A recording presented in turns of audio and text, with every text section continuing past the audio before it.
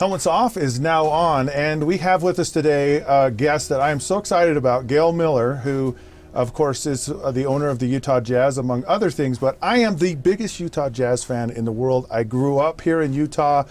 I punched a hole through the ceiling of my house when John Stockton made the shot to send the Jazz to the finals. Wherever I've lived outside of Utah, I've always gone to games when the Jazz have been there. So really excited to have you, and we're going to talk a little bit about the Utah Jazz, but I really want to talk more about you and who you are and just how you think. So as a child, when you were growing up, did you ever imagine that you would live the life that you've led? Absolutely not. I didn't think that far ahead. I mean, for me, childhood was a day at a time. You know, we did this today and tomorrow we do that. And we didn't really plan for the future a whole lot because we were really poor. There wasn't anything to plan for. So you're a mother now, and you have your own children. What was the thing that you really wanted to teach your children the most? What was the most important thing, the thing that mattered to you the most that you wanted your children to learn from you? Well, I wanted them to be good. I wanted them to be good people, be kind and generous and considerate, but good citizens, and to be responsible. I mean, all the things all mothers want, but I didn't necessarily want them to grow up to be president. I just wanted them to be good people and create a good society and carry on the freedoms that we have. If they were president, would they be good? Some would. Some would. Yeah. Others maybe not so much. Yeah. so what does the Miller legacy mean to you? A Miller legacy is a legacy of values that creates goodness wherever we are, that creates good jobs, opportunity, enriches lives, helps people to be the best they can be. That to me is our legacy. Larry said he wanted to be remembered as a person who loved Utah, and I think that meant that he loved it enough to want it to be the best place to live and work and play. Yeah, I believe that was true. Yeah. So what was the thing that you most admired about Larry? What was one thing he was just really good at? Well, he was really good at his drive. He was driven to do whatever he wanted to do, and we met when we were 12, and that was evident then. Really? Yeah. Wow. He, whatever he put his mind to, he worked at until he was the best at it. So were you together from the time you were 12 all through? From 14 on. 14 on? There were a couple of years of... Seventh grade is where we met. We didn't start dating until 9th grade. So 8th grade was a little rocky for you? Different boys. So what drove you crazy about him? There were quite a few things. He had a hard time understanding his value as a family man, as a father. He knew his value as a breadwinner. He knew that he needed to support his family and provide for them, but he had a hard time understanding that there was anything more to him than the drive he had at work, that he could be the best he could be there. And I think part of that was because in a family you have relationships. At work you can go home and turn them off. Yeah. And that was hard for him. Did he feel like maybe that was his identity? Because I know, like, I played sports my whole life and played professionally, and it was hard when it was over for me to go, okay, who am I? Yeah. You know, because I was always identified as this football player.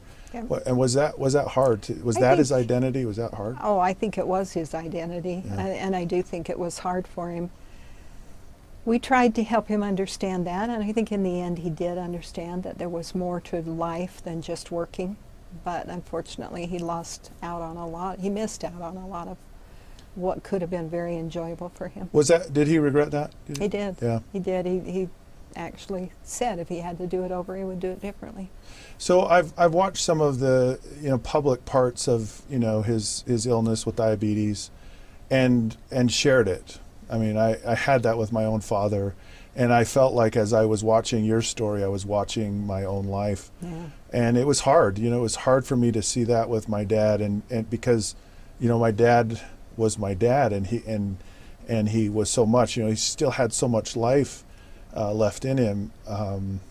Did you ever find with Larry that, did you feel like, man, if I could have maybe done something different, or is there something more that I could have done, or was it just? With Larry, you didn't really, he pretty much did what he wanted. I did make a statement once to a friend. He's a big boy, and if he wants to take care of himself, he will. If he doesn't, that's his choice. Yeah. And she said, "Oh, no, this is the worst illness. You have to do everything you can to help him." And so I never was a nag type person, right. But I then tried to really encourage him. We'd go for walks, and I'd fix him lunch. But you get a lifestyle, and you don't change overnight. You are what you are. Were there times when he said he tried, and were there times when he just said, "I gotta take care of this. I gotta get control of this"? And short spurts. Yeah. Yeah. I know it is so hard, and I've seen my own future, and it's something that concerns me as well. And the nice thing about diabetes, if there is a nice thing, is that you can reverse the symptoms early on. You don't have to go through that if you have the determination that you're not going to. Yeah, it doesn't have to happen. Yeah, I know. And I know you're doing a lot to help that, as am I. So, good. Yeah, I really appreciate all of that. So I was asked, right before I left for professional football, I sat down with Richie Smith. He took me to dinner, and he said, "You need to learn the word no." And he says, whenever people ask you for money, you just need to tell them no. How have you handled that, having money and success in your life?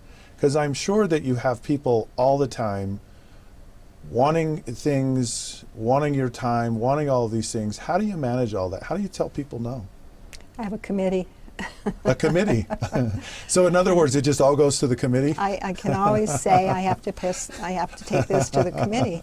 And it is true, sure, but it's also a deterrent or a help, because we have a foundation and we have a mission. We have a statement of who we want to give to and how we want to use our money, and we try to stay within that.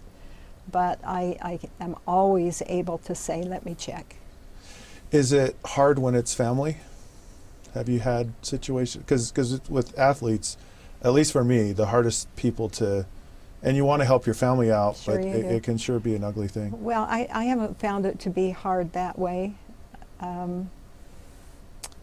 I have seen players have trouble with it, our basketball players, and it is sad because it is hard for them to say no. They probably, I don't know for sure, but I would think they feel like, well, I've got all this and they got me here, I need to help them. But it isn't just their family, it's all the hangers-on. Yeah.